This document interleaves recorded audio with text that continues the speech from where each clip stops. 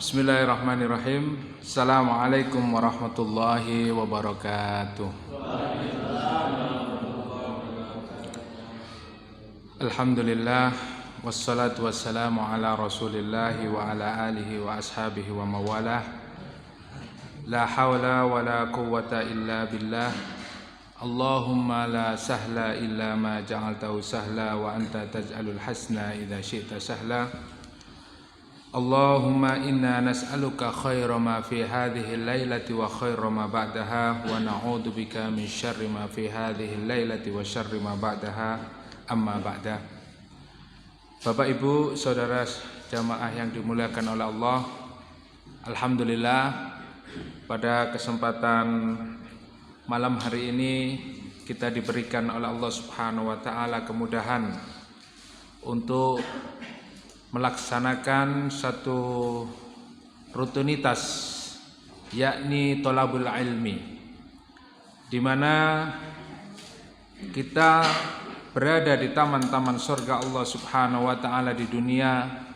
Ini adalah satu kesempatan yang sangat baik yang diberikan oleh Allah kepada kita, sehingga kita usahakan kita senantiasa istiqamah, bisa terus menerus untuk berada di taman-taman surga Allah di dunia, yaitu di majelis-majelis ilmu. Dengan begitu mudah-mudahan Allah Subhanahu wa taala memasukkan kita ke dalam surga Allah Subhanahu wa taala. Amin. Bapak Ibu yang dimuliakan oleh Allah, pada malam hari ini kita akan melanjutkan kajian tafsir Al-Quran kita, tafsir Ibnu Katsir, kajian yang rutin kita lakukan, yaitu pada surat Al-Baqarah ayat yang ke-78, 79, 79.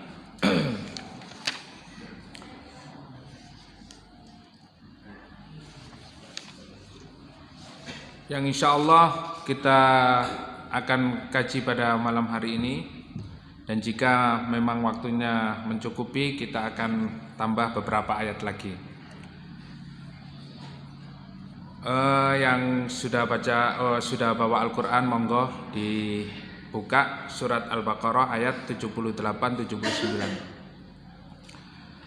A'udzu billahi minasy syaithanir rajim.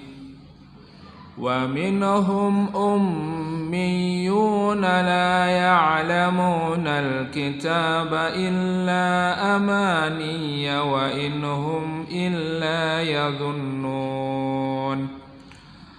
Fawailul lilladzina yaktubuna al-kitaba biaydihim thumma yaquluna hadza min 'indillah liyashtaru bihi thamanan qalila fawailul lahum mimma katabat aydihim wa wailul lahum mimma yaksibun.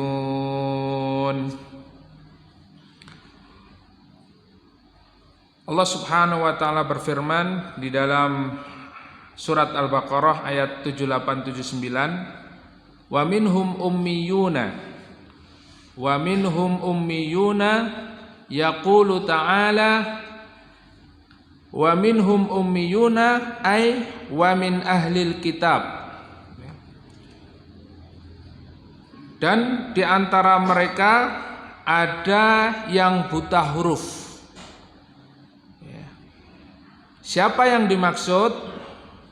Di sini dijelaskan di dalam tafsir ai wa min ahlil kitab, yaitu dari kalangan ahli kitab. Siapa mereka? Mereka adalah orang-orang Yahudi. Jadi ayat ini masih berkaitan erat dengan ayat-ayat sebelumnya yang sudah kita kaji, yaitu berkaitan dengan menerangkan sifat-sifat orang-orang Yahudi.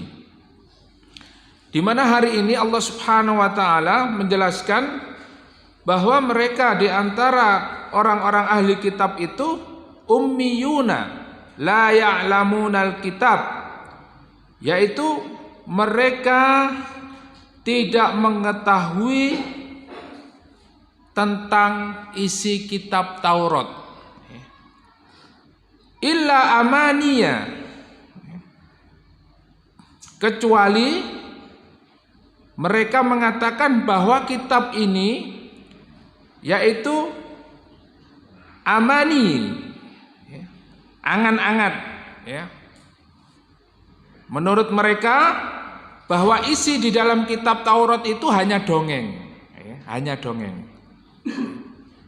Sama hari ini juga ada orang yang tidak mau pakai kitab Al-Quran, ya. Kenapa? Karena itu hanya apa ya? Isinya itu hanya apa Pak? Kisah-kisah, cerita, sama dengan cerita-cerita biasa, ya. Jadi makanya mereka sama sekali tidak memuliakan kitab Allah Subhanahu wa taala, ya. Sama dengan orang-orang Yahudi, mereka menganggap kitab Taurat itu hanya dongeng, ya. Jadi isinya itu bukan apa namanya memiliki kemuliaan, bukan dianggap sebagai kalamullah, tapi biasa, ya, kayak baca buku biasa, ya. Nah ini mereka menganggap seperti itu.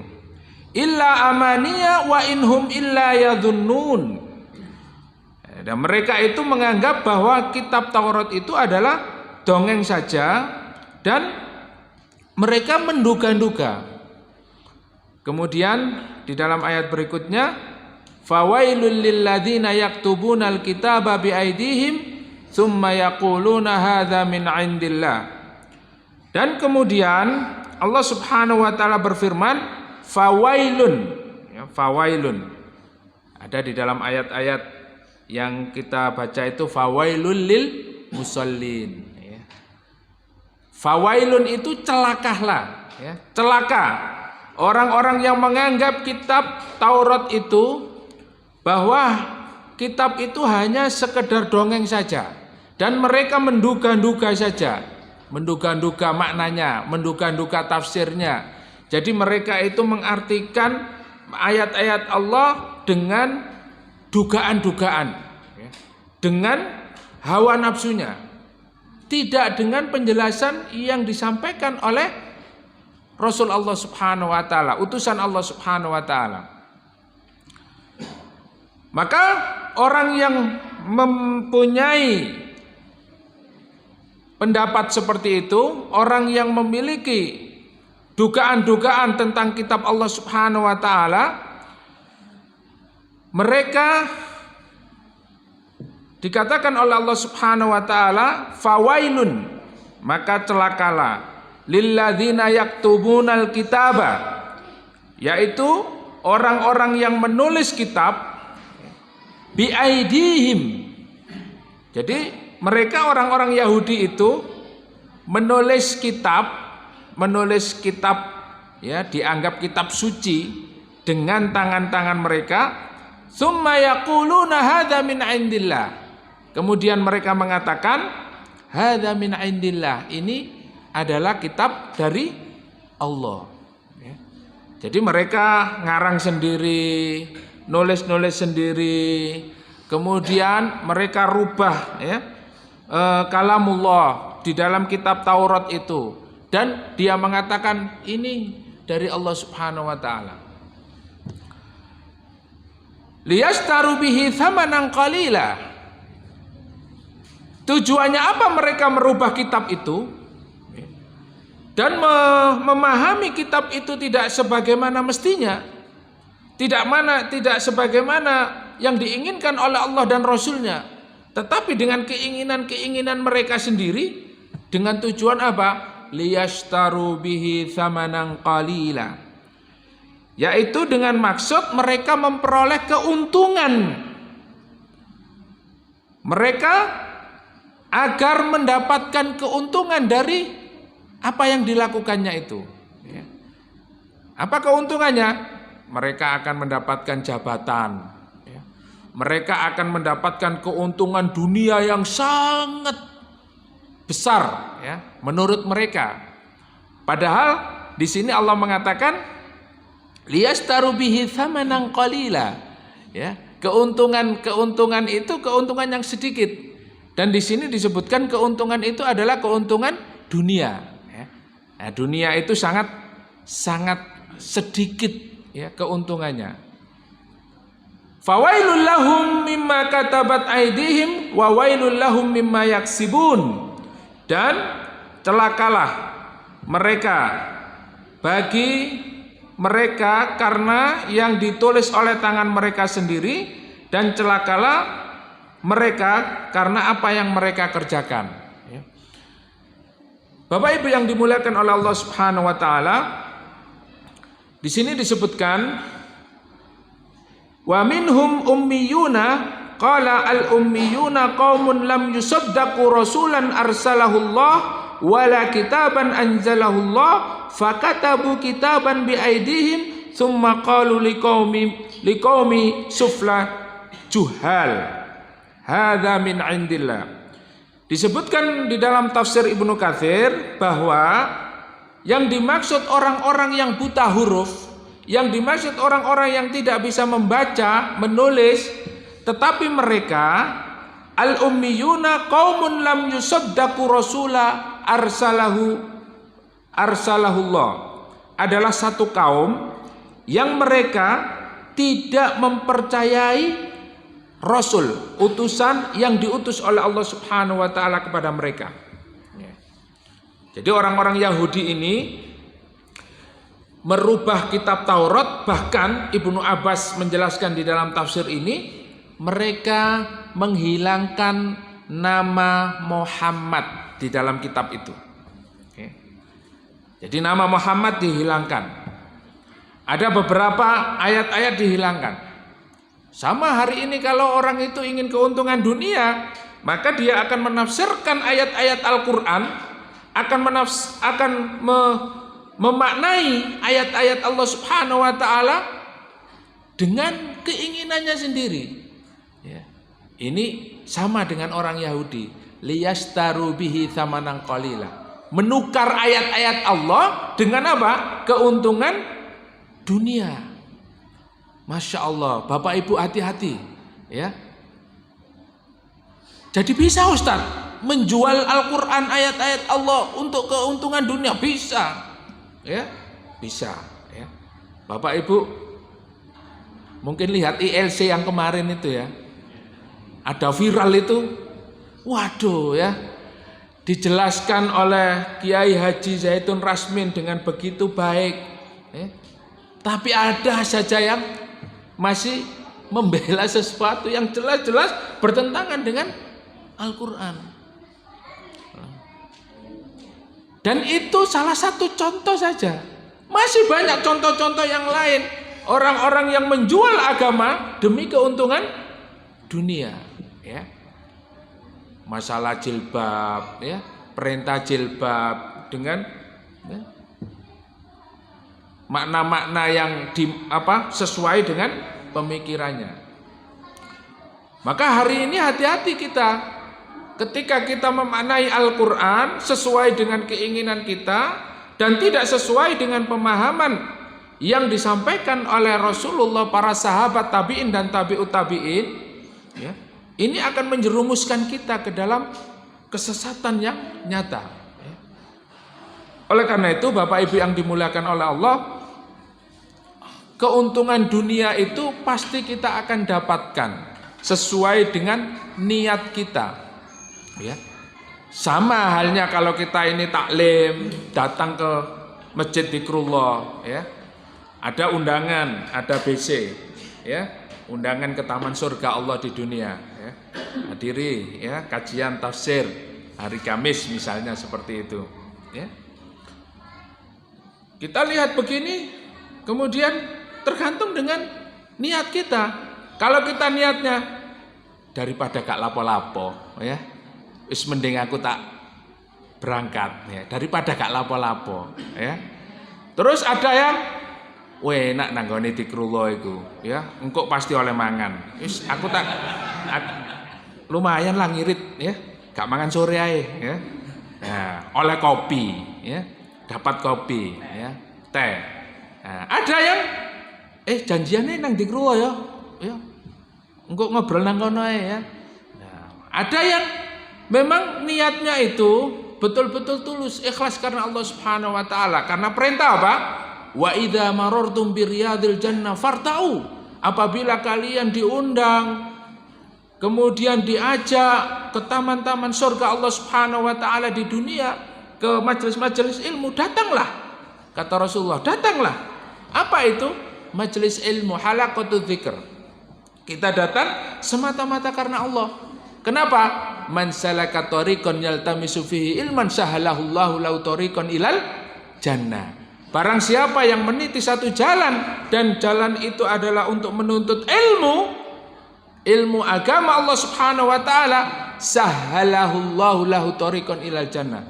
Maka Allah memudahkan jalannya menuju ke surga. Masya Allah. Jadi salah satu jalan kita ke surga itu Pak, diantaranya ya thalabul ilmi ya. Jadi sebetulnya sangat mudah sekali kita menuju ke surga itu ya. Tapi secara teori ya, prakteknya Pak ono ae gangguannya itu, godaannya itu ada saja ya. Karena itulah jalan menuju surga itu apa? Khuffatil jannatu bil makari wa khuffatin naru bisyahwat. Maka Rasulullah bersabda, surga itu dikelilingi dengan sesuatu yang makarih. Apa makarih? Makruh ya, yang kita benci. Yang tidak kita senangi, Pak. Ya. Jadi surga itu dipageri ya, dikelilingi oleh sesuatu yang tidak kita senangi ya. Salat ya, salat itu kalau menurut kita Pak ya, hawa nafsu kita senang apa enggak Pak? Senang karena perintah Allah, tapi berat melaksanakannya. Berat ya. Zakat, infak, sedekah ya. Kita ini sudah taklim, sudah jauh-jauh taklim ke zikrullah, sampai zikrullah duduk keliling kotak ya, wis sangune mau tuku bensin ya, terus keliling ya, duduk majelis ilmu kotake keliling ya, iki nek gak infak iki ya mikir-mikir ya, infak diperes ya, tenaga, dana, semuanya untuk kepentingan dakwah. Dan itu kembalinya kepada kita. Karena apa? Kita menginginkan surga. Apalagi terkait tentang perjuangan jihad di jalan Allah. Jihad itu berat apa ringan, Pak? Berat. Coba dibuka di dalam surat At-Taubah ayat 24. Jenengan buka surat At-Taubah ayat 24.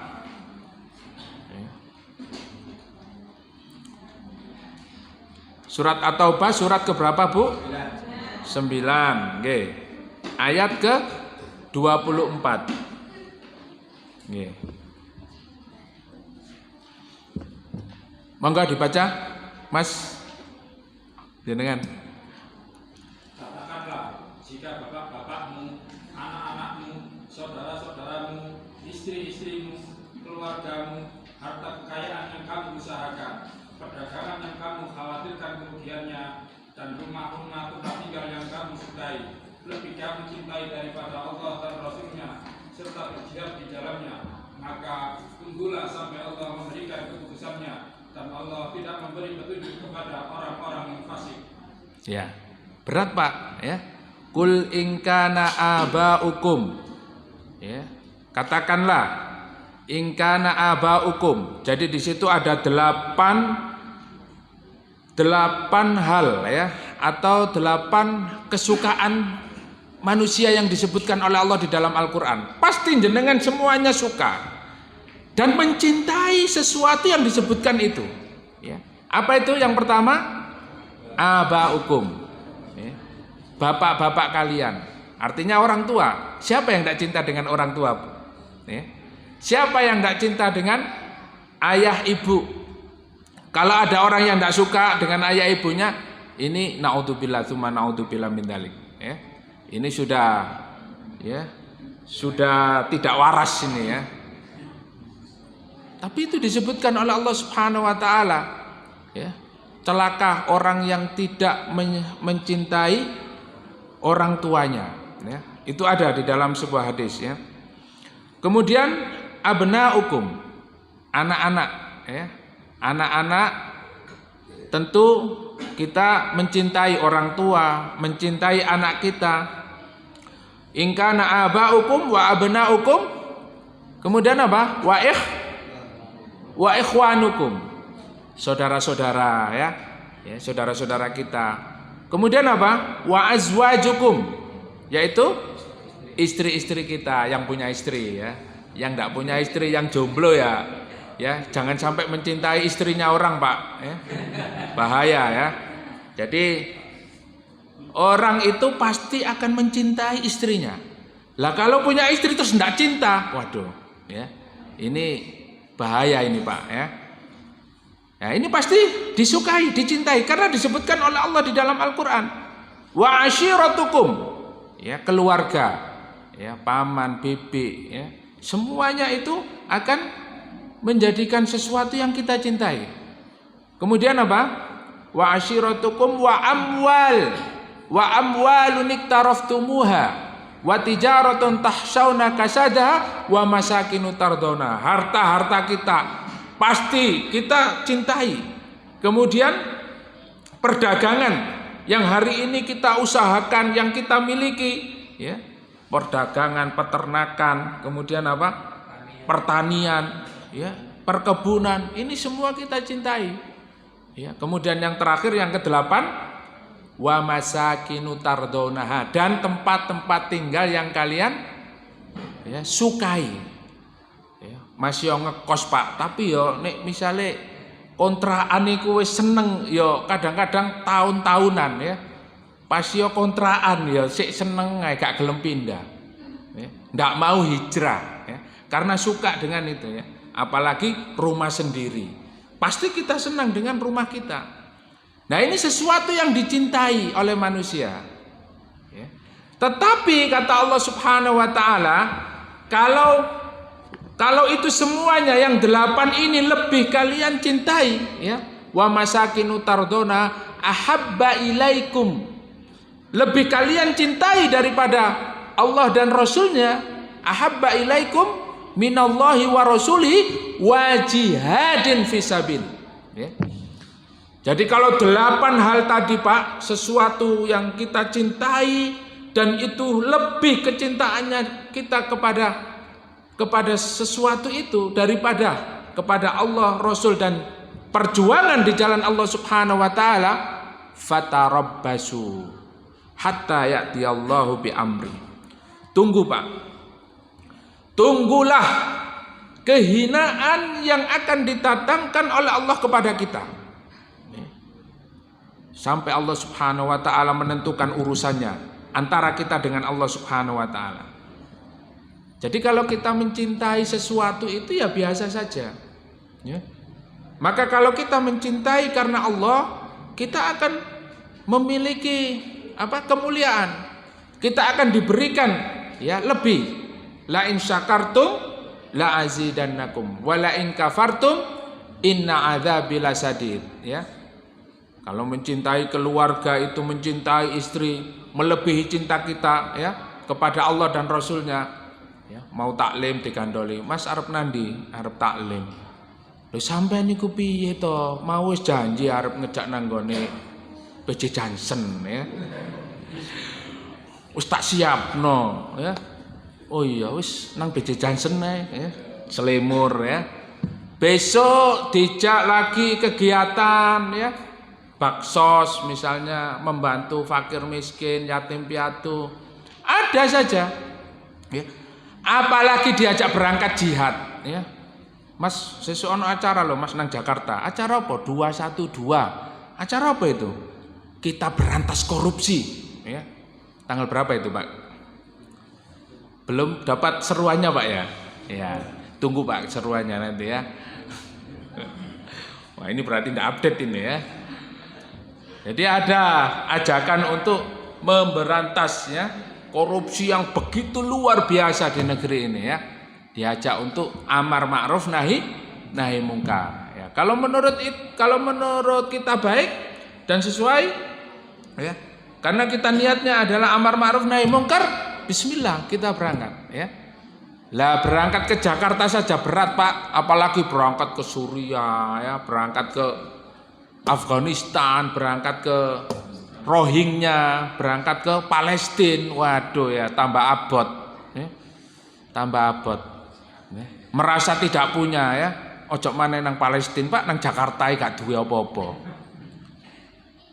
Tidak ada yang tidak mungkin bagi Allah, Bapak Ibu yang dimuliakan oleh Allah ya.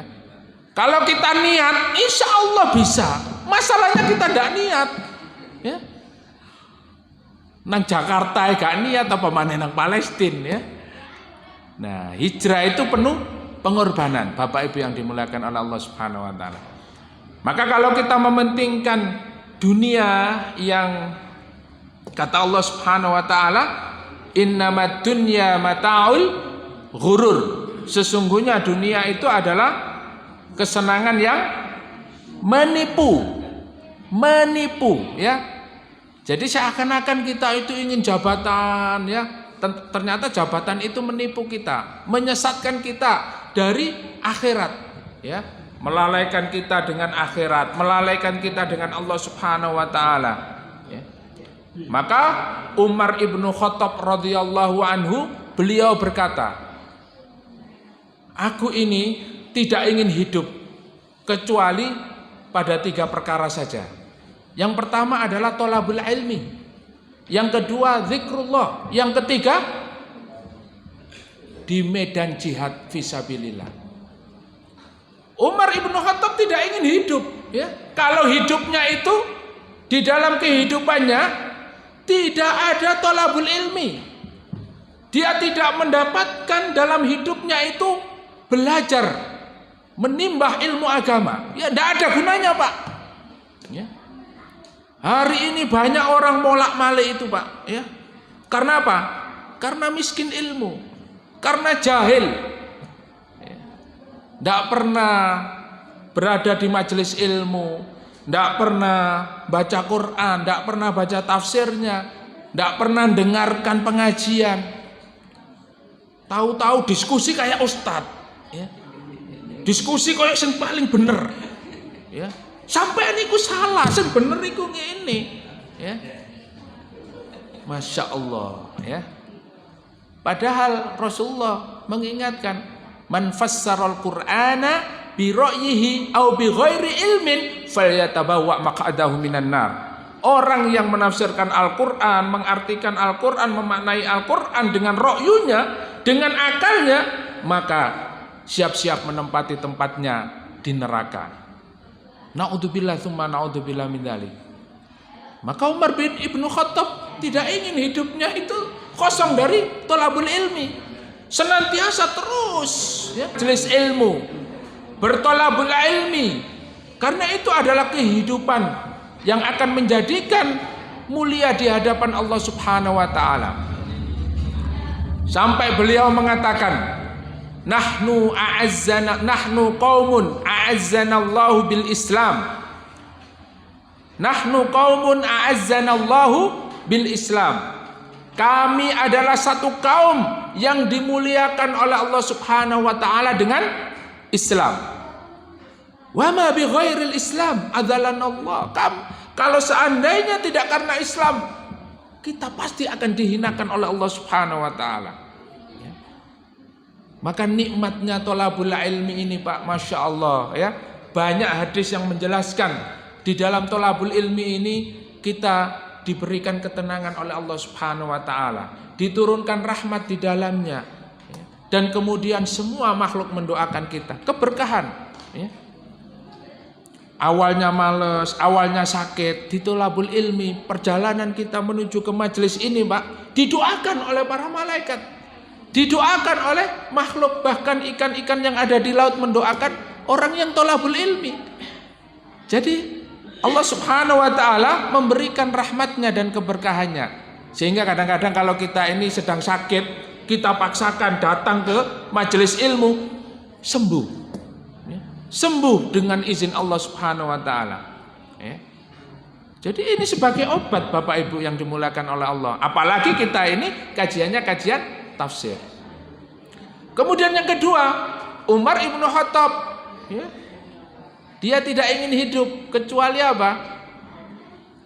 Di dalam kehidupannya senantiasa mengingat Allah Subhanahu wa ta'ala, zikrullah, lisan yang senantiasa berzikir. Sehingga Ibnu Qayyim mengatakan, Allah Subhanahu wa ta'ala mendatangkan hamba yang memiliki kebaikan yang luar biasa, kebaikannya segunung, ya. Amal solehnya Masya Allah, tetapi hancur berkeping-keping. Amal soleh dan kebaikannya tidak berguna sama sekali. Karena apa? Disebabkan karena lisannya.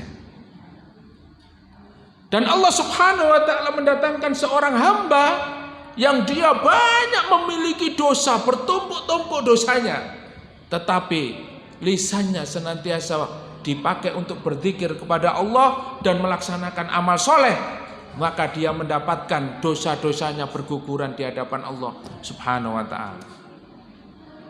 Maka lisan yang berzikir, amal soleh yang kita bangun, kita terus amalkan, kita lakukan, ini akan bisa menghapuskan dosa kita. Makanya di dalam sebuah hadis dikatakan, ittaqillaha haitsuma kunta wa'ad bi'is sayyi'atal hasanata tamhuha wa khaliqin nasa bi khuluqin hasanin. Bertakwalah kalian kepada Allah Subhanahu wa ta'ala di mana saja kalian berada. Wa'ad bi'is sayyi'atal hasanata, dan ikutilah, barengilah, ya, perbuatan-perbuatan buruk kita itu dengan kebaikan, ya. Maksiat terus tapi dia tidak pernah melakukan kebaikan. Nah, ini bahaya, Pak, ya. Nanti Allah akan menjerumuskan kita ke dalam kesesatan, ya. Tentu kita tidak akan terlepas dari dosa. Kullu bani Adam khatta'un wa khairul khatta'ina at-tawwabin. Semua anak manusia ini, anak Nabi Adam ini melakukan banyak kesalahan. Dan sebaik-baik orang yang berbuat kesalahan itu adalah mereka yang bertaubat.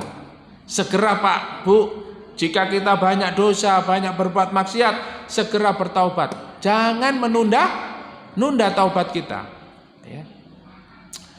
Seumur 30 tat dienak-enak noai, ya. Meniait umur 50 tak tobat, ya. Wingi ana sing umur 40, Pak, ganteng, soge, wis macem-macem, ya, oleh kabeh donya. Meninggal, ya, umur 40, ya. Lah sampean ngenteni umur 50 atau umur 70 terus arep tobat, ya. Iya, kalau kita ini sempat. Lah kalau nggak sempat bagaimana? Sementara apa? Kematian itu tidak bisa kita perkirakan, ya. Kematian itu, ajal kita tidak bisa memperkirakan. Paling aku matiku tahun 2030. Nah, bisa begitu, Pak? Tidak bisa, ya. Kalau bisa, ya mungkin kita persiapan. Tapi nggak ada orang yang mengetahui tentang kematian, ya. Nah, sehingga mari kita mempersiapkannya. Kemudian yang ketiga adalah kita harus betul-betul memiliki keinginan yang kuat untuk memperjuangkan agama Allah Subhanahu wa ta'ala. Maka Umar ibnu Khattab tidaklah ingin hidup kecuali dia berada di medan-medan jihad, di parit-parit jihad, ya, berperang melawan musuh-musuh Allah Subhanahu wa ta'ala, ya. Maka karakter para sahabat yang dibina oleh Rasulullah Muhammad SAW, mereka semuanya adalah hubbul jihad. Para sahabat Nabi Muhammad itu mereka semuanya hubbul jihad, mencintai jihad fisabilillah. Tidak ada mereka yang loyo, lemes, ya, terus letoy, ya, males-malesan, ya. Tidak ada. Semuanya memiliki ruhul jihad, ya, memiliki ruhul jihad. Ya, baik yang miskin, yang kaya, yang muda, yang tua, semuanya memiliki semangat jihad yang sama. Ya. Bahkan Ibnu Ummi Maktum radhiyallahu an, seorang sahabat yang buta, beliau juga memiliki apa?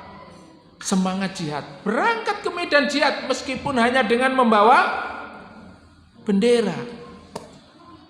Itu sahabat buta. Lah kita bagaimana? Kita yang segar, muda, sehat, ganteng, kaya, ya, mata sehat, telinga oke, ya, badan semuanya memiliki kesehatan yang prima. Ya. Apa yang kita gunakan? Ya. Apakah sudah kita serahkan diri kita kepada Allah Subhanahu Wa Taala? Bapak Ibu yang dimuliakan oleh Allah, itulah ya dari beberapa hadis dan athar ya dari para sahabat radhiyallahu anhum ajma'in, sehingga mudah-mudahan hari ini kita belajar dari kejadian-kejadian ya untuk tidak menafsirkan ayat atau memahami Al-Qur'an sesuai dengan keinginan kita saja ya. Tetapi kita kembalikan kepada pemahaman as-salafus sholeh. Ya, tidak boleh kita memahami ayat ini sesuai dengan keinginan kita, apalagi yashtaruna bi ayati thamanan qalila. Kita menjual ayat dengan harga yang sangat murah. Ya. Sekarang ini sudah banyak kita temukan, Pak. Ya. Beberapa kasus, beberapa kejadian yang menggunakan ayat-ayat Al-Quran untuk apa? Untuk melegitimasi, ya. Kalau dulu itu banyak hadis-hadis palsu, ya. Bahkan ada orang itu jualan dagangan itu dia bisa menggunakan hadis, ya. Misalnya jual HP gitu ya. Man yashtari hadzal hatif, ya, hadhil jawal, hadzal jawal, ya, yadkhulunal jannah. Siapa yang membeli HP ini akan masuk surga. Nah, itu dulu seperti itu banyak, ya. Makanya ada hadis maudhu, hadis palsu dan sebagainya. Sehingga ada di dalam Islam itu ilmu hadis, ya, ilmu mustalahul hadis, ya. Sehingga tidak sembarangan, gitu ya. Oleh karena itu kalau kita ingin memahami ayat-ayat Allah Subhanahu Wa Taala, kita merujuknya kepada para ulama, ya. Ulama yang sudah, ya, kita kenal bagaimana kualitasnya secara keilmuan dan juga biografinya juga kita kenal siapa mereka. Ya, kalau kita kembali kepada ulama-ulama hari ini, kita juga belum bisa memastikan kebenarannya. Oleh karena itu, Bapak Ibu yang dimuliakan oleh Allah, kita malam hari ini mengkaji satu ayat yang mengingatkan kepada kita untuk tidak meniru apa yang dilakukan oleh orang-orang Yahudi. Mereka menulis kitabnya sendiri, menulis apa yang dia inginkan sendiri, dan dia mengatakan hadza min indillah, ini dari Allah. Nah, ini banyak hari ini. Oleh karena itu Allah Subhanahu Wa Taala mengingatkan, fawailul lahum mimma katabat aydihim, sungguh celaka mereka yang menulis dengan tangannya sendiri. Fawailul lahum mimma katabat aydihim wa wailul lahum mimma yaksibun, al-wailu jabalun finnar. Ya. Nah, ini di tafsir ini disebutkan bahwa wailun itu adalah satu gunung yang berada di dalam neraka. wa huwa alladzi anzala fil yahudi li'annahum harrafut Taurat. Dan ayat ini turun ya kepada orang-orang Yahudi karena mereka harrafut Taurat, mereka merubah kitab Taurat. Zadu fiha ma ahabbu, dia menambahkan sesuatu sesuai dengan keinginannya. Ya, jadi nulis kitab itu Pak sesuai dengan keinginannya. Ya, sama ada Taurat, ada Injil. Wa mahau minha ma yakrahun wa mahau ismu Muhammad. Ya, dan menghapuskan sesuatu yang tidak disenanginya. Jadi sakarpe dhewe Pak. Dan yang paling berbahaya adalah wa mahu ismu Muhammad sallallahu alaihi wasallam minat Taurat. Mereka menghapus nama Muhammad itu dari kitab Taurat. Kurang ajar orang Yahudi ini Pak. Sampai sekarang. Dan ini sudah disebutkan oleh Allah Subhanahu wa taala, hati-hati. Ya. Dan ada orang-orang beriman itu, orang-orang Islam sendiri, ya, tingkah lakunya seperti orang-orang Yahudi. Karena ini disebutkan di dalam Al-Quran, maka ada orang-orang seperti itu. Hari ini pun begitu. Sakarepe dhewe menggunakan Al-Quran, menggunakan kitab Allah ya, dengan kemauannya sendiri. Walidzalika ghadaballahu alaihim. Oleh karena itu Allah Subhanahu wa taala marah kepada mereka, farafa'a ba'dut Taurat, dan mengangkat sebagian dari Taurat. Fawailul lahum mimma katabat aydihim wa wailul lahum mimma yaksibun wa hadza gharibun aidan jiddan. Ya. Dan ini juga penafsirannya banyak ya. Banyak hadis-hadis yang dibawakan yang menjelaskan tentang ayat ini dan derajatnya gharib ya, asing. Kemudian qala nazalat fil musyrikina wa ahlul kitab. Ya.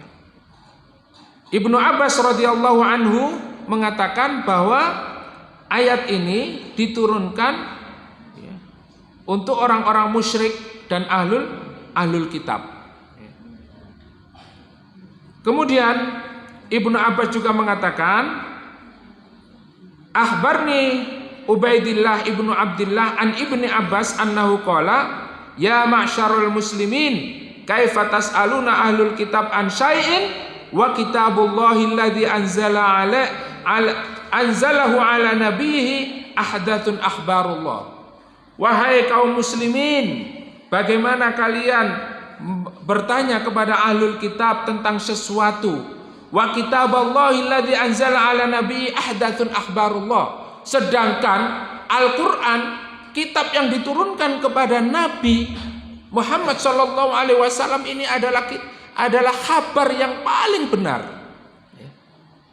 Jadi lucu Pak, kalau ada orang itu yang belajar di luar Islam, ya, misalnya belajar Islam dari kitab selain Al-Quran.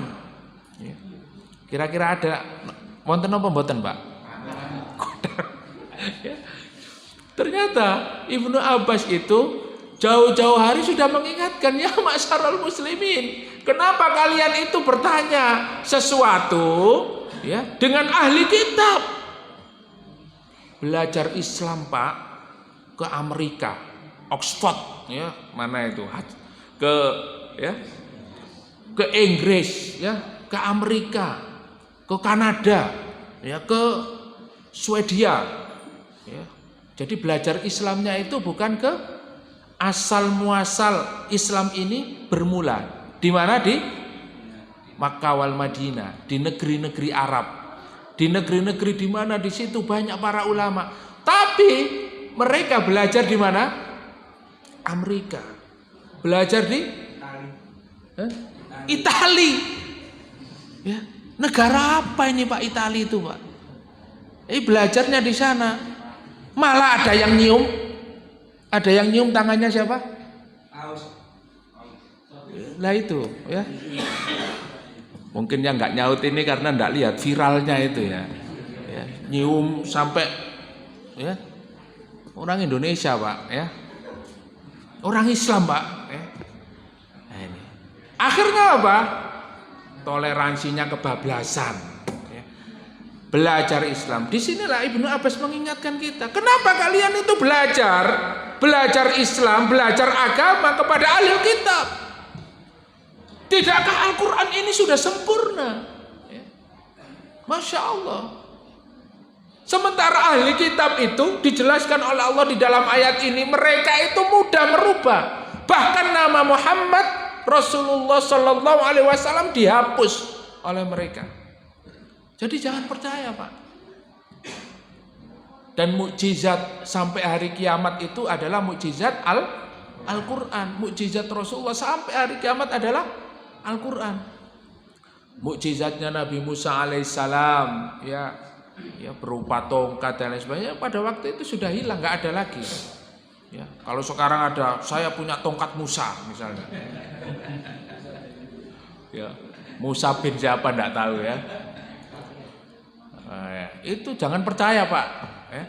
Karena sudah nggak ada lagi mukjizat nabi-nabi terdahulu itu.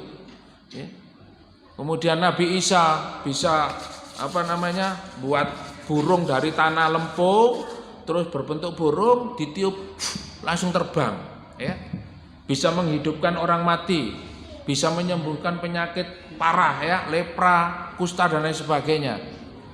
Sudah, itu sebatas yang dimiliki oleh Nabi Isa dan Nabi Musa alaihissalam.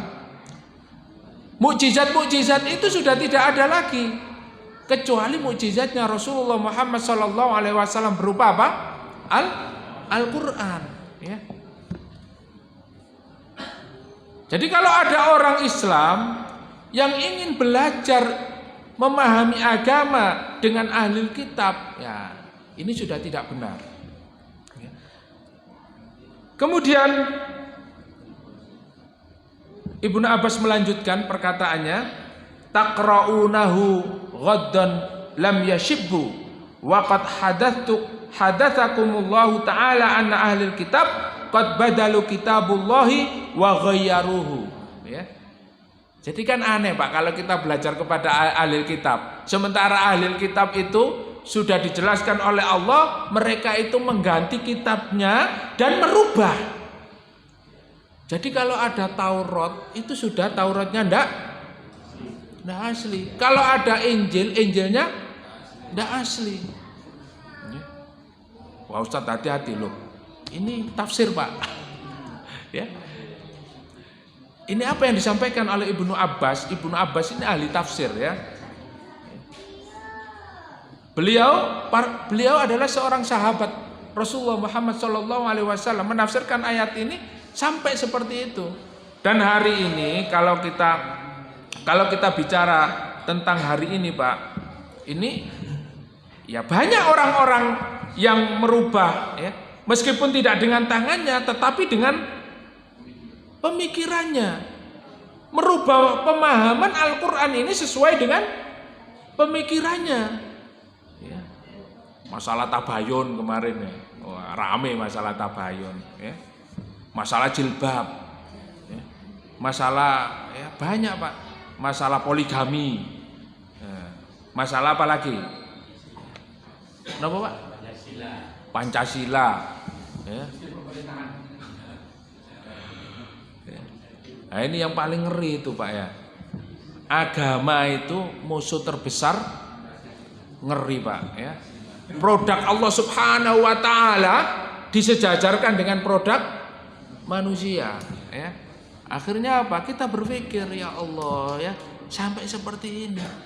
Bagaimana mendudukkan agama Allah Subhanahu wa Ta'ala lebih rendah daripada produk-produk manusia. Secara akal saja kita tidak bisa nerima, Pak. Apalagi secara syariat. Kalau kita mengkaji, tidak nutut, tidak nutut. Logikanya tidak nutut. Makanya mereka itu suka merubah seenaknya sendiri. Wa katabu bi aidihimul kitab wa qalu huwa min indillah.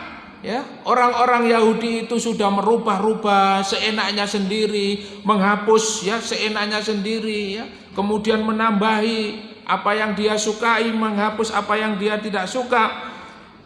Dan dia mengatakan hadza min indillah. Ini dari Allah ya. Ini ada dalilnya ya. Dalilnya mana? Dari Al-Qur'an dan As-Sunnah. Nah, ini bahaya ya. Sangat berbahaya sekali. Apa yang mereka lakukan itu, Ibnu Abbas melanjutkan, liyashtaru bihi thamanan qalila. Afala yanhaakum ma ja'akum minal ilmi an masailatihim wala wallahi ma ra'ayna minhum ahadan qattun sa'alakum anil ladzi anzala ilaikum. Rawahul Bukhari min turukin aniz Zahri. Ya. Wa qala Al-Hasan Al-Bathri ats-tsamanul qalil ad-dunya bihadzafiraha. Nah, di sini dijelaskan bahwa mereka memiliki tujuan dan motivasi jelas motivasinya. Mereka merubah-rubah ayat, ya, menghapus, menambahi, ya, kemudian menafsirkan sesuai dengan keinginannya sendiri. Jelas motivasinya di sini. Apa yang disampaikan oleh Allah, kemudian ditafsirkan oleh para sahabat. Motivasinya apa, Pak? Liyashtaru bi ayati tsamana qalila, yaitu dijelaskan pada ayat ini. Bahkan Hasan Al-Basri, seorang ulama tabi'in, mengatakan ats-tsamanul qalil, dengan harga yang sedikit sekali ya. Yaitu ad-dunya bihadzafiriha, ya, dunia dan ya, yang tadi kita baca surat At-Taubah ayat berapa? Ayat 24. Itu dunia, Pak. Tapi kalau dunia itu melebihi, kita mencintai dunia yang 8 itu melebihi Allah, Rasul dan jihad, fatarabbasu, maka Allah mengancam kita, tunggu ya. Ini basa Surabaya, entenono kon. Entenono. Ya. Maksudnya apa? Denting-inting, Pak. Ya. Sampean nek misale tidak cinta kepada Allah, Rasul dan jihad ini, ya, kemudian sampean lebih seneng bojo, lebih seneng anak, lebih seneng tempat tinggal, dagangan, ya, kemudian harta, lebih seneng itu, ya, anak main game, wayahe salat dijarno ae, ya, sakno rek anakku sik tas mulai sekolah anu, wayahe salat wis maino nak, ya. Tambah dikekekno, ya. Menit tak tukono sing apik, ya. Wis meneng ae, ya. Kira-kira ini sayang Allah apa sayang anak, Pak? Sayang anak bukan karena Allah, ya. Tapi kalau kita sayang kepada anak itu karena Allah, cinta kepada Allah, ya. Le, wayahe salat le. Wis adzan le, budal, ya. Siap, ya, wis, berangkat salat, ya. Begitu pula istri, ya, kalau melihat istri kok durung sholat, ya, wis sholat dek, durung mas, ya wis gak apa-apa, awakmu kesel. Iki sayang bojo apa sayang Allah, Pak? Sayang istri apa sayang Allah? Sayang istri, bukan karena Allah, tapi karena apa? Ya karena masih kelihatan cantik, Pak, ya. Tapi nek wis nanti kalau sudah tidak kelihatan cantiknya, ya mungkin berubah, pudar cinta kita, ya. Maka Imam Al-Qurtubi rahimahullah, beliau menjelaskan, ya, as'adun nas, ya, aghbatun nas, tanda-tanda orang itu bahagia, ya. Ada 4, Pak, tanda-tanda orang itu bahagia. Jadi ini indikator ya, Pak, ya. Jadi kalau kita lihat orang bahagia itu, ini tandanya, Pak, ya. Ini menurut Imam Al-Qurtubi rahimahullah. Yang pertama adalah idza indahu rizqun, ya, apabila dia memiliki rizki yakfihi, yang bisa mencukupinya. Artinya apa? Rezeki yang diberikan oleh Allah Subhanahu wa taala kepada dia ini cukup, ya. Cukup itu artinya apa? Barokah. Barokah itu artinya apa? Ziyadatul khairi wa ta'ah, yaitu bertambahnya kebaikan dan bertambah ketaatan. Ya. Ada rezeki itu kerja sedina oleh 40.000. Ono sing kerja sedina dapat 100.000. Ada yang kerja 1 hari 1 juta. Ada yang kerja 1 hari bayarannya ya 50 juta ada. Ya. Ya. Nah, mana yang barokah? Ada yang kerja 40 hari, 1 hari dapat 40.000. Tapi masya Allah, alhamdulillah rek 40.000. Ya, wingi-wingi gak oleh, saiki oleh 40.000. Masya Allah, alhamdulillah ya Allah. Mulai ya, waktu adzan butuh ya. Nanti malam ya tahajud, wis pokoknya duha ya. Bacaan Qur'annya tambah rajin ya 40.000 ya. Besok ditambah lagi. Nah, ini namanya 40.000 barokah. Bertambah kebaikan ya, bertambah ketaatan kepada Allah Subhanahu wa taala. Ya. Dan disinilah kalau kita bersyukur Allah akan memberikan yang lebih besar. Mene ya saiki 40.000, mene masya Allah ya langsung 500.000. Ya. Dapat 500.000, masya Allah ya. Tambah seneng 40.000 seneng apa maneh 500.000, masya Allah tambah syukur.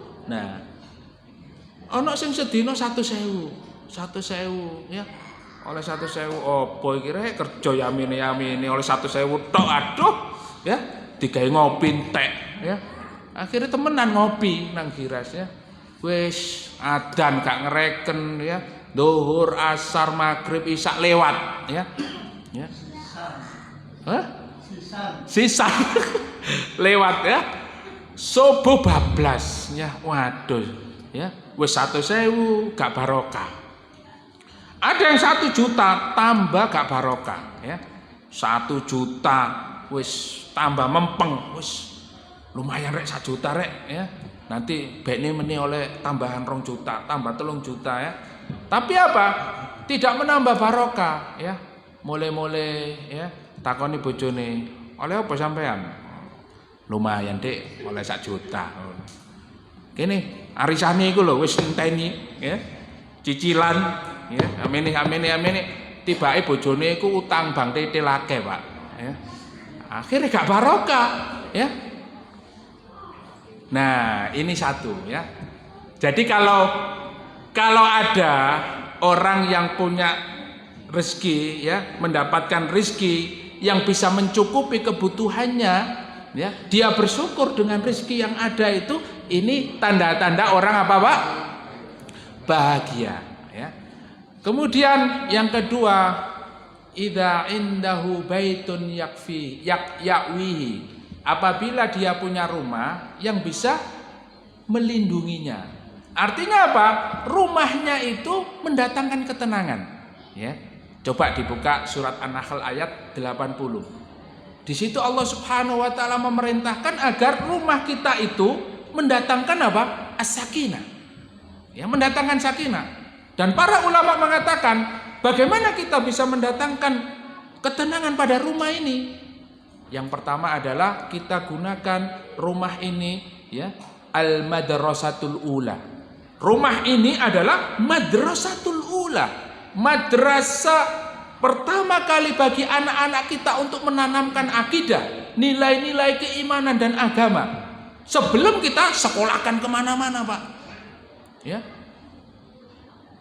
Banyak, Pak, sekolah yang gedungnya tinggi, ustadznya profesional luar negeri, bayarannya juga, bayar sekolahnya pun mahal. Tapi tidak lebih baik daripada apa?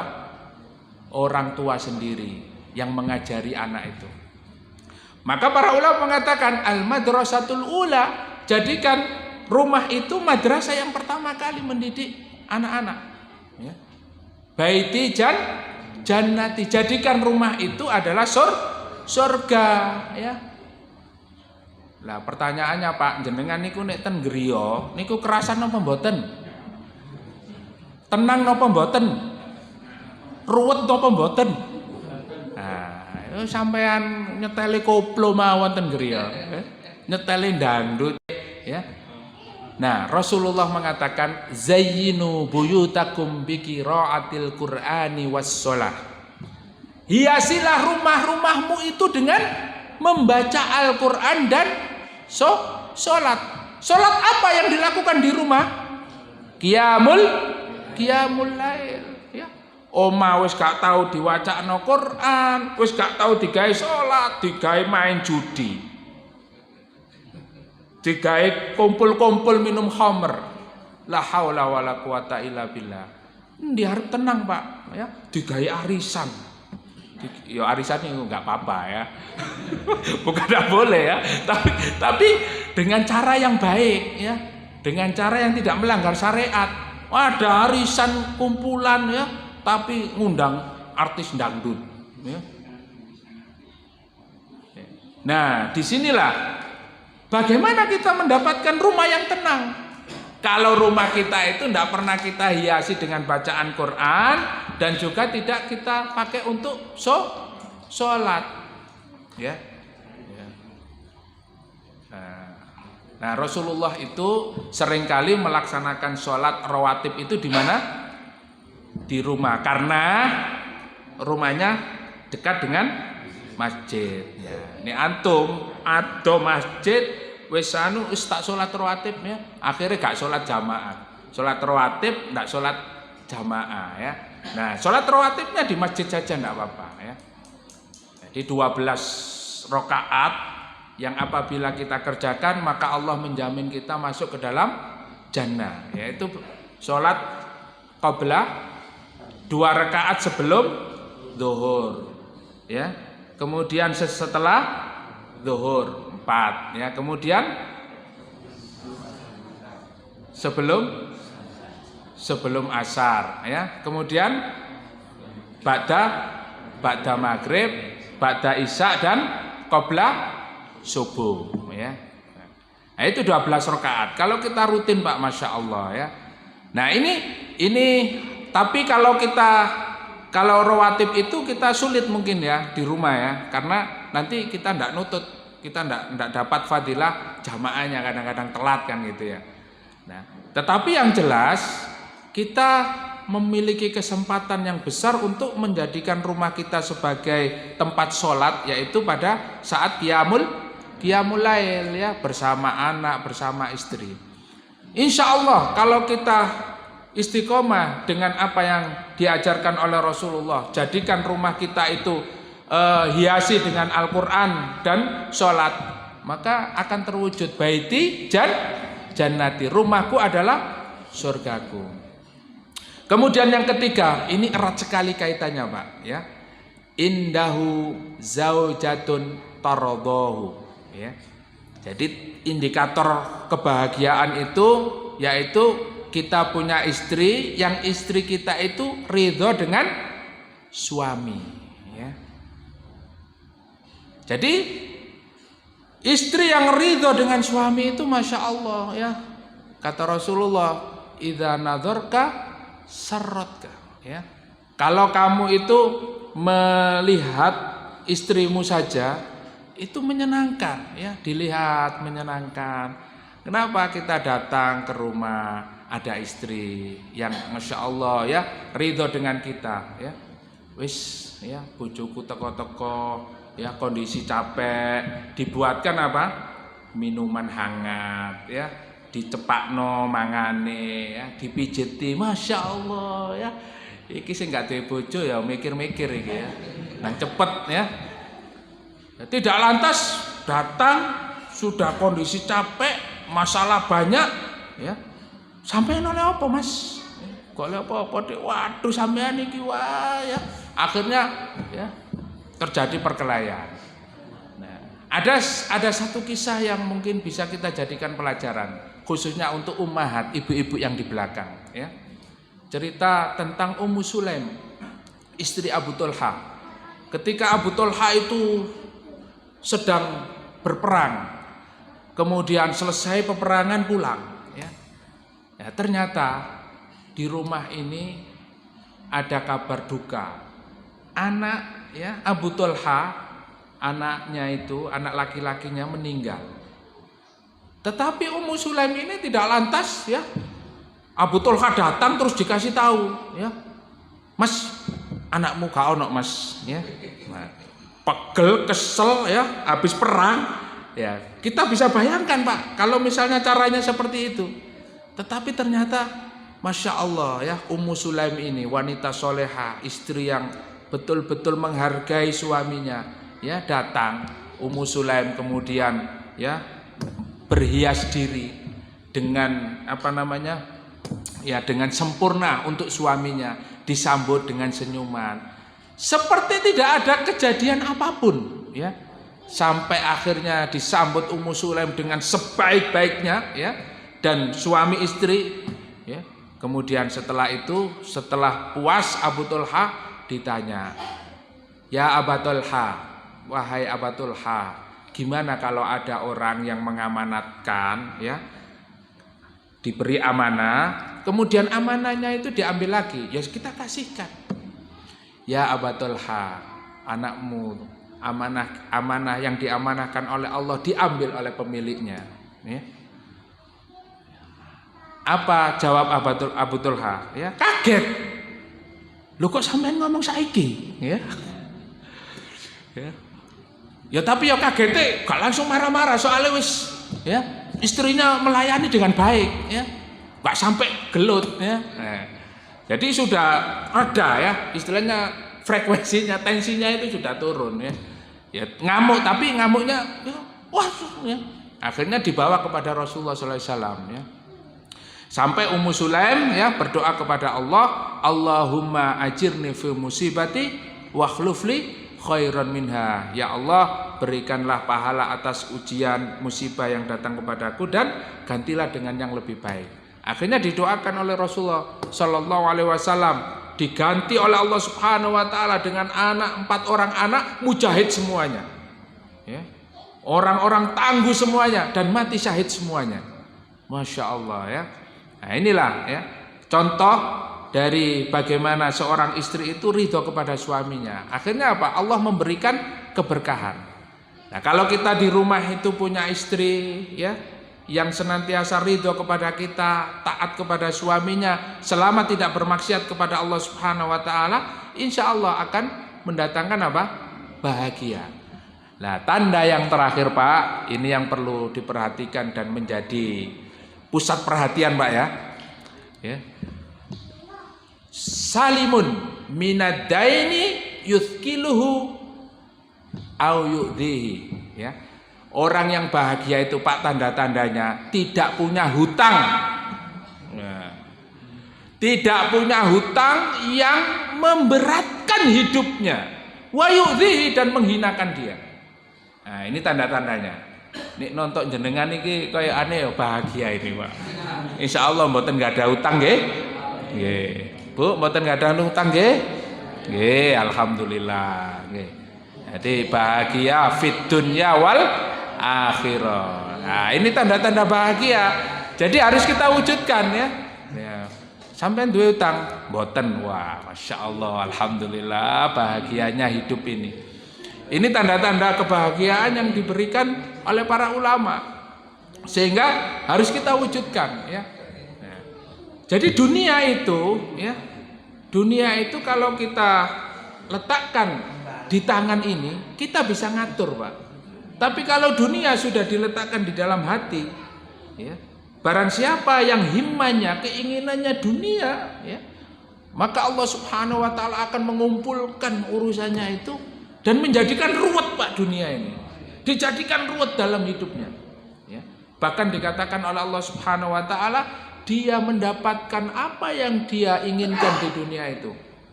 Laisa lahu min khalaq, dan dia tidak mendapatkan apa-apa di dalam akhirat. Dan di akhirat nanti kelak dimasukkan oleh Allah Subhanahu wa taala ke dalam neraka jahanam. Nah, ini hati-hati. Artinya apa? Kita sebagai seorang mukmin tidaklah meletakkan dunia itu di dalam hati kita. Artinya keinginan kita, orientasi hidup kita ini bukan materi. Orientasi hidup kita ini bukan dunia. Kalau orientasi kita dunia Pak, sampai apa yang dilakukan oleh orang Yahudi, menjual ayat, menjual kitab, menjual pemahaman-pemahaman ya. Ada hijrah radikal, dari radikal ke moderat. Ada yang nulis buku Pak. Waduh ya, macam-macam ya. Dan ini bahaya.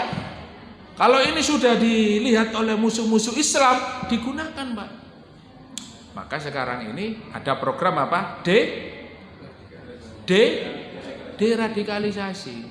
Ini program yang mencontoh program Amerika, di mana di sana ada namanya RAND Corporation. RAND Corporation ini, Pak, terdiri dari 2.000 ulama dari seluruh dunia. Padahal RAND Corporation ini organisasinya orang kafir. Tujuannya apa? Ya itu tadi tujuannya apa? Deradikalisasi. Ya, akhirnya pemikiran-pemikiran yang Islamnya jadi moderat. Moderat itu seperti apa dan lain sebagainya. Nah, disinilah Bapak Ibu yang dimuliakan oleh Allah Subhanahu Wa Taala, kita berhati-hati ya dari pemahaman-pemahaman yang nantinya tujuannya itu adalah dunia, ya. Ats-tsamanul qalilud dunya. Bapak Ibu yang dimuliakan oleh Allah, mudah-mudahan yang sedikit ini bisa bermanfaat bagi kita, dan mudah-mudahan kajian tafsir di dalam surat Al-Baqarah ayat 78 dan 79 ini menambah keimanan kita dan ketakwaan kita kepada Allah Subhanahu wa taala. Amin amin ya rabbal alamin. Sebelum kita tutup, ada pertanyaan? Monggo. Oh nggih, monggo Pak. Nggih. Seorang pemimpin mendapat gaji setiap bulan 100 juta. Dia mengatakan gini, Ustaz, arah hukumnya mengikuti sistem tentang yang dilakukan Nabi Muhammad. Karena Nabi Muhammad itu kalau salah sendiri oleh Allah. Sama begitu, Ustaz. Iya. Maksudnya gimana Pak? Yang iya. Nah, baik. Jadi itu kalau kita kembali kepada ayat ini, yaitu cara-cara orang Yahudi, ya. Cara-cara orang Yahudi. Dan orang-orang Yahudi itu memang mereka tidak takut kepada Allah Subhanahu wa taala. Jadi sebetulnya ingin saya melanjutkan ayat berikutnya, ya. Tapi karena waktunya tidak nutut Pak, ya. Orang-orang Yahudi itu mengatakan bahwa, ya, dia melakukan hal yang seperti itu, merubah ayat dan lain sebagainya, karena merasa nanti dia itu disiksa sebentar saja, ya. Disiksa hanya sebentar saja. Jadi merasa bahwa apa namanya? Wa qalu lan tamassana an-naru illa ayyaman ma'duda, ya. Dan mereka mengatakan, ya, kita ini nanti disiksa oleh Allah sebentar, ya. Jadi dari 70.000 tahun, ya, berada di surga itu, di neraka itu, nanti dia memiliki pemahaman bahwa orang Yahudi itu disiksa cuma 1 hari dan nanti digantikan oleh Muhammad dan pengikutnya. Nah, jadi itu keyakinannya di situ. Nah, makanya cuma waktunya tidak cukup. Jadi tafsirnya ayat ini seperti itu. Jadi orang Yahudi itu yakin bahwa mereka ini adalah orang yang benar. Nah, sehingga sakarepe dhewe. Nah, tetapi dibantah oleh Allah Subhanahu wa taala. Bahkan apa namanya? Ketika Rasulullah Shallallahu Alaihi Wasallam, ya, ketika setelah menaklukkan Khaybar, itu kan diundang oleh orang-orang Yahudi, ya, diundang oleh orang-orang Yahudi. Kemudian mau diracun, Pak. Kambing yang disiapkan, masakan kambing yang disiapkan oleh orang Yahudi untuk mengundang Rasulullah itu sudah diracun, ya. Tetapi Rasulullah tahu, ya. Rasulullah tahu, sehingga ketika datang itu Rasulullah langsung bertanya, ya, apakah kalian percaya kepada saya? Ya, percaya. Ya. Nah, siapa yang meracun kambing ini? Ya. Nah, kemudian mereka mengatakan kami, orang-orang Yahudi, kami. Kenapa kamu racun ini? Kalau kamu nabi, berarti kamu tidak makan kambing ini. Nah, sampai seperti itu Pak orang Yahudi itu. Jadi Kemarin kita kaji orang Yahudi itu kan model-modelnya seperti itu. Jadi sampai dia itu betul-betul mendapatkan bukti. Sudah mendapatkan bukti pun mereka tetap kafir. Nah, makanya kalau ada orang yang sudah tahu kebenaran Al-Quran, sudah tahu kebenaran Islam, dan dia mempelajari semua ya secara detail ya, bahwa Islam ini adalah agama yang benar, tetapi dia tidak mengikutinya, maka dia menjadi bagian ahli kitab, orang-orang Yahudi tadi. Nah, naudzubillah tsumma naudzubillah min dzalik. Dan model-model seperti ini sangat banyak ya. Orang-orang liberalis, orang-orang sekuler ya, apalagi orang-orang komunis ya. Jadi orang-orang komunis itu sekarang berlindung di balik agama, padahal tidak beragama. Nah, ini kalau kita kaji juga ya banyak kita temukan faktanya di lapangan. Wallahu a'lam bishawab, mungkin ngoten nggih. Baik Bapak Ibu yang dimuliakan oleh Allah, mohon maaf atas segala kekurangan, dan kita akhiri majelis kita dengan doa kafaratul majelis agar mendapatkan berkah dari Allah Subhanahu wa taala. Alhamdulillahirabbil alamin, subhanakallahumma wa bihamdika asyhadu an la ilaha illa anta astaghfiruka wa atubu ilaik. Assalamualaikum warahmatullahi wabarakatuh.